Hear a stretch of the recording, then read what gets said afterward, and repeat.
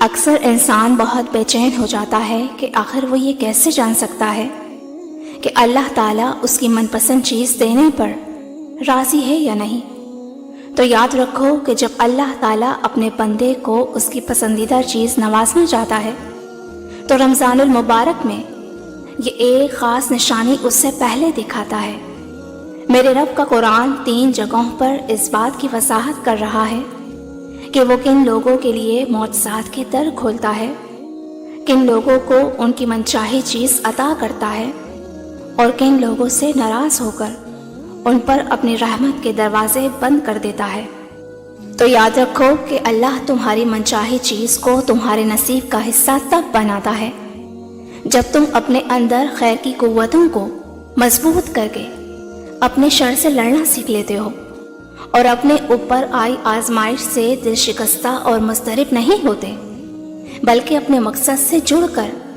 ہر ممکن کوشش اور تدبیر اپناتے ہو، تو وہ رحمان تمہیں ایسے ناممکن وسیلوں سے عطا کرتا ہے کہ جس کا تم گمان بھی نہ رکھتے ہو۔ اللہ قرآن میں خود تم سے مخاطب ہے، اے میرے بندے، بے شک تمہارے رب کی نظر سے کچھ غائب نہیں، وہ تمہارے ساتھ ہے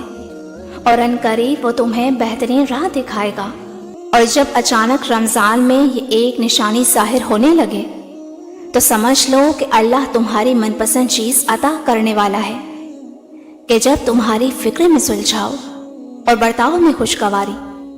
تمہاری روح میں وہ لطافت پیدا کرنے لگے کہ جس کی تاثیر اگر تم ٹھیک ٹھیک قبول کرنے لگو تو کندن بن جاؤ۔ یاد رکھو اللہ نے ابن آدم کو اپنے رجحان کے مطابق کام کرنے کا موقع تو عطا کیا ہے، مگر جب تم اپنی انفرادی سیرت اور بہترین رویے سے اپنی زندگی کی صورت گری کرنے لگتے ہو تو وہ رحمان تمہاری پسندیدہ عطائیں تمہارا مقدر کر کے تمہاری زندگی کو خوشگوار بنا دیتا ہے۔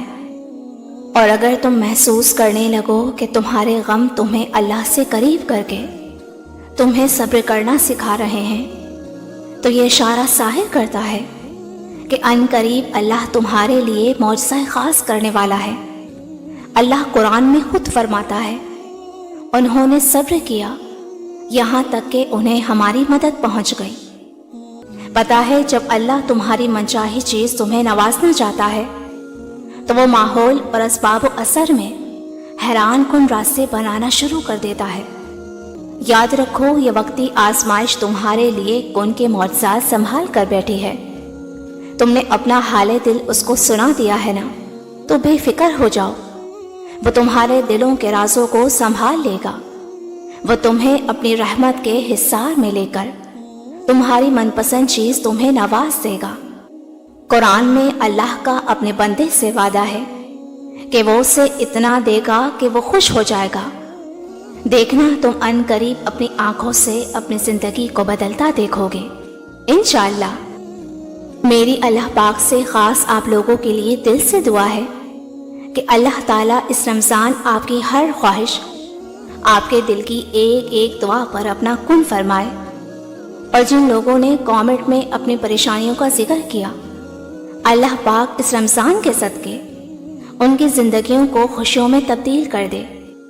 آمین۔